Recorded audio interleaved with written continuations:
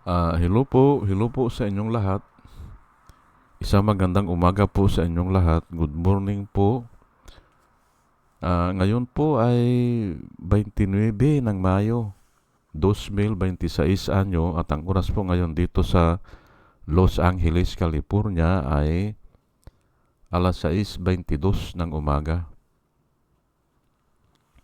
Araw po ngayon ng Biyernes. At nais ko po mag-vlog mga kababayan, mga minamahal, patungkol po dito sa sinasabi ni Jinggoy Estrada na dahil sa prinsipyo kaya siya makukulong.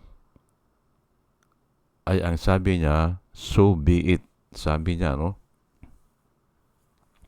Pero ngayon ay ang dami ng nangyayari. Kasi paggising ko kaninang umaga, alas 5, ay nagpunta na siya pala sa Sandigan at nag-bail doon sa Grab charges. 90,000 ata ay bailable yun eh. Pero ang mabigat po ay yung plunder. Ang title ko po ngayon ay Jinggoy Estrada makukulong dahil sa prinsipyo. So be it, sabi niya. Ay ang masasabi ko po dyan ay ano ba yung prinsipyo? Di ba? Hindi naman niya binanggit eh. At yun nga, halos lahat ng nagko-comment ay hindi alam ano yung prinsipyo na pinaglalaban niya. Yan po eh. Ang tao kasi nagsasalita kung minsan hindi niya naintindihan o maisalita lang ay okay na yun. O kaya naging effective dun sa kabila kaya kinukopya niya. Ang alam ko, si Ninoy Aquino, yung pinatay, ay so be it, sabi din niya eh, nung ibibilanggo na siya. Oh, at halos 7 taon din ata yung nakabilanggo. Si Ninoy. Oh, ay so be it, sabi niya. Pero halos ganyan din ang pagkasabi niya dahil nga doon sa prinsipyo niya. Ano? Ang natandaan ko lang ay so be it, sabi niya. Ngayon ay marami rin mga tao na nakukulong o nabibilanggo o napapatay dahil sa prinsipyo. At hindi ko lang maalala yung kanta po eh. Na may kanta po yan eh. Dahil sa prinsipyo. Opo. Kinakanta po yan. Hindi ko lang maalala eh kung paano yun eh. Kung paano yung kanta. Opo. Pero ayun nga, hindi naman niya sinasabi ano ba yung prinsipyo na sinusunod niya. O 3 beses na siya na pangatlo na ngayon na makasuhan ng plunder ay hindi natin nakikita ano ba yung prinsipyo na pinapangaalagaan niya o nilalakad niya o yung pinapangatawanan niya. O, wala eh, hindi ba? Ay, ngayon, ito si Jinggoy kasi, yung nanay niya, kababayan ko, taga Sambales yan. Isang bayan lang ang pagitan namin. Isang bayan. Kaya halos kilala ko yung mga kamag-anak niya. Kung hindi ako magkamali, mga Pimentel. Opo, doon sa iba. At nung nagturo ako sa iba Sambales ng engineering, halos yung mga kamag-anak niya, nahandelan ko din eh. Opo. Makuwan po yan. well-known family din sila. Pero wala sila sa politika. Aywan ko lang ngayon ha, pero hindi nagpolitika yan. Pero mababait na tao. Opo, mababait na tao sila yan. Sa katunayan nga ay nung elementary pa ako, kasi doon sa iba, halos doon ginaganap yung yung palaro. Opo, malaki kasi yung yung playground, napakalaki. Ay sikat na noon si Joseph Estrada. Nanonood po yan ng palaro. Opo, nanonood. Kaya kung nanood siya, ay pinagkakaguluhan siya ng tao. Pero, ay bata pa ako noon hindi ko naman siya kilala Pero sabi nila, na andyan si Joseph Estrada. Nanonood. Nakikiupo doon sa mga tao. Pero, hindi pa siya politika noon. Wala pa siya sa politika. Artista lang. Pero sikat na rin kasi nagkaisip ako kuwan na yan Sikat na Opo. May napanood ako na pelikula niyan Ito ang Pilipino. Bata pa ako noon. Aywan ko kung grade 1 ako o grade 2. Yun, sumikat siya doon. Ito ang Pilipino. Laban ng Pilipino at saka Kastila yan yung kwento. Opo. Pero yun nga ako ay actually ayaw kong i-condemn yung mga ganyan Pero nga kung hindi naman natin i-condemn ay wala tayong aral na makukuha. Opo. Pero ako po, kung nag-condemn ako, hindi yung kasusuklaman o i-outlaw, hindi po. Ang mga born again po, kung nag-condemn, ay dahil naaawa. Opo, nakakaawa Kasi nga sila ay alipin ng kasalanan. Yan po ang feeling ng isang born again. Kaya pinapangaralan o kinukondem sila para maipakita na kailangan nila ang tagapagligtas. Yun po. Ako po ay na-born again ako sa Saudi at sinisir ko sa lahat. Kahapon nga nakipagdebate na naman ako sa English sa yung sa Facebook. Ang dami ngayon doon na lumalabas na mga nagdidebate sa Facebook. Halimbawa, si Jesus Christ kanya ay tao lang, ganun O kaya ay hindi naman totoo ang Biblia. Ayun, pinapasukan ko yan. At yun nga, kung minsan nagtatanong sila, paano ka nasib? O ganun. O kaya ano bang pagkaintindi mo dito? Yan, debate po yan. English po ha. Kasi dun sa Facebook ay iba-ibang bansa na andun hindi naman pwede ang Tagalog dun. Kaya nga, ang sinasabi ko dun ay yung compassion compassion, naaawa ka dahil dinaanan mo yung dinaanan nila ngayon. Ganun po yan. Naaawa ka dahil alam mo kailangan nila ang tagapagligtas.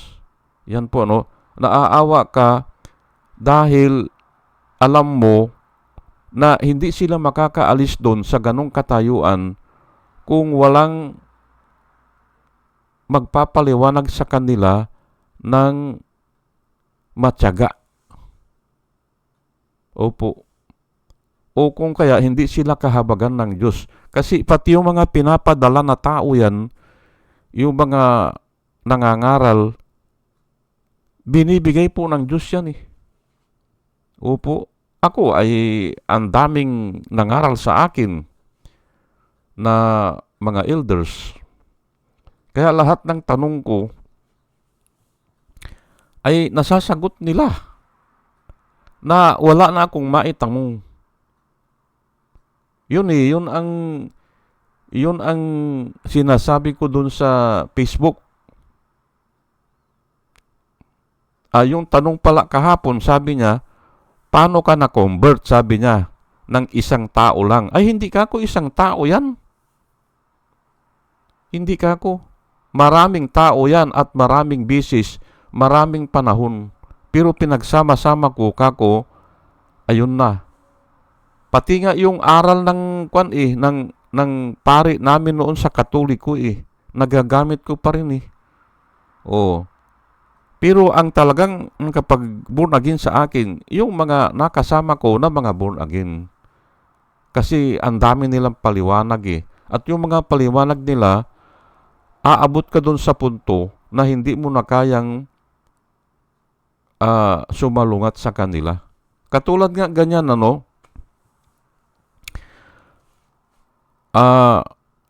man cannot save himself alone. O man cannot change himself alone. Yan patutunayan nila yan. At ito nga ito si Jinggoy ay tatlo na ito eh. Tatlo na. Bakit hindi pa niya binago ang kanyang sarili? At malabang kung malusutan niya ito, gagawa pa rin yan. Kasi nga, man cannot change himself alone. Man needs a redeemer. Man is a lost soul. Na nangaligaw po ang mga tao. Naligaw kung naligaw ka, paano ka makabalik doon sa puntahan mo, hindi ba? O doon sa paruroonan mo. Hindi mo na alam kaya kailangan mo ang tagapagligtas o gabay. Yan po ang masasabi ko dyan.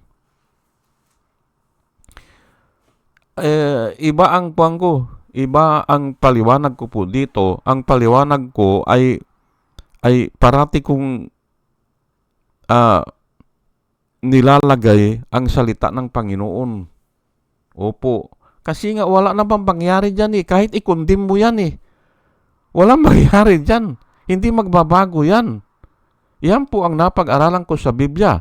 Pero wag po kayong maniwala sa akin. Hintayin natin na ma-acquit siya ngayon o sa susunod na naman, baka gagawa na naman siya.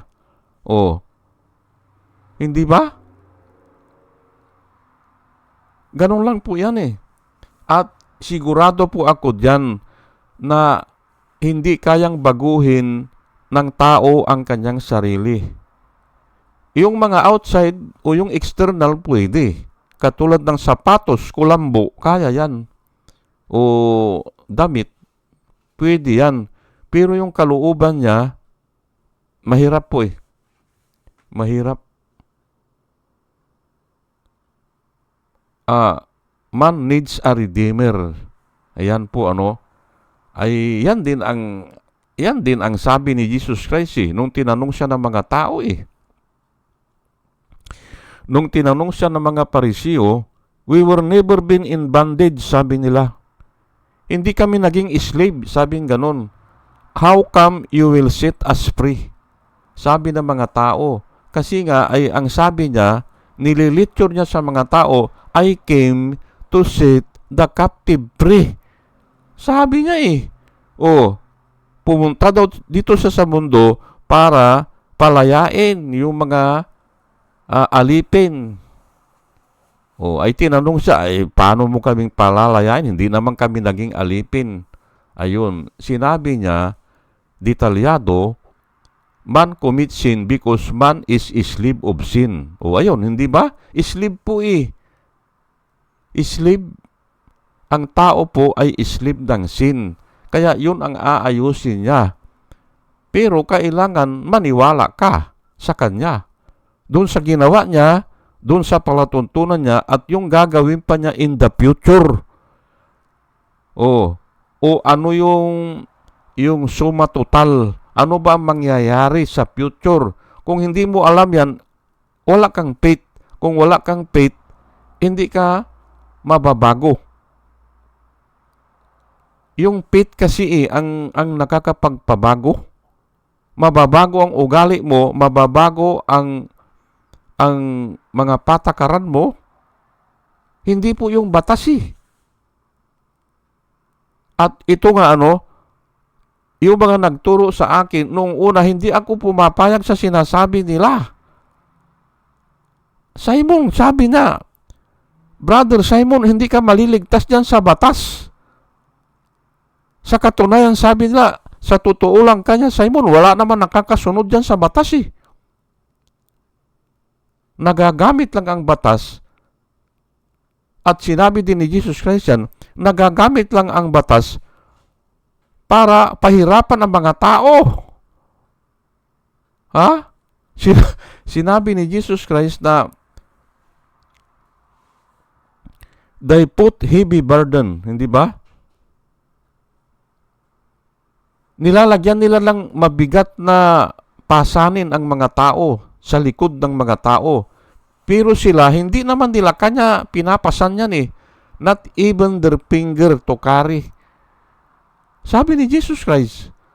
Anong ibig sabihin yan? Yung batas, nire-revise na nila ng nire-revise at para pabigatan ng pabigatan ang tao. Pero sila, hindi naman kanya bumubuhat yan, pati yung finger nila.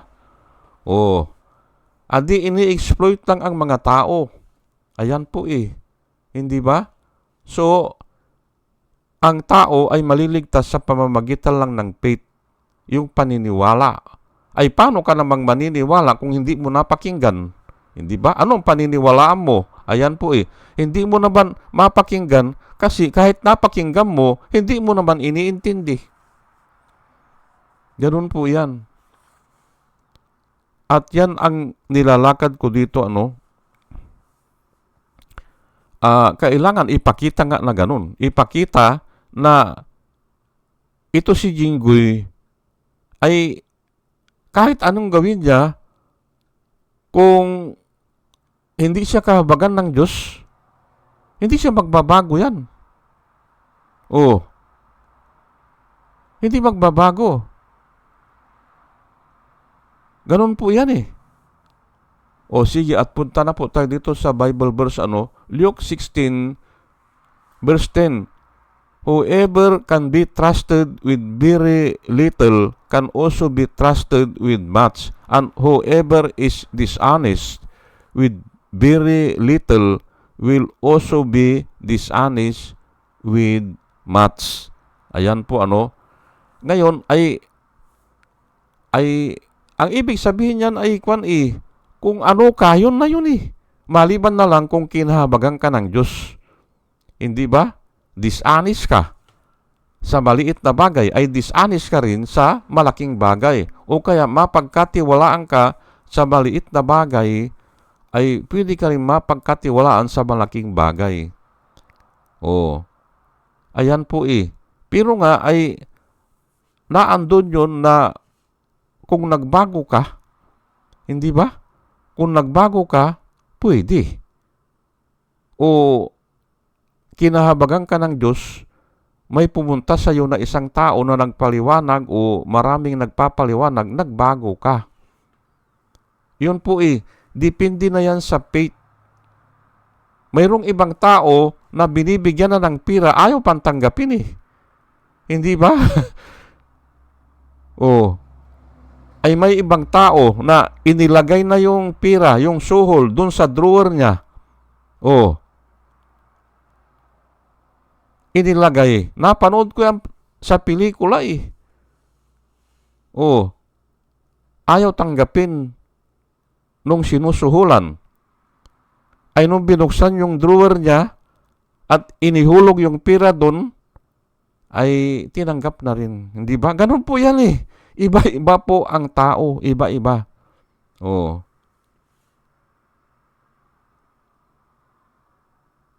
Ganun po yan.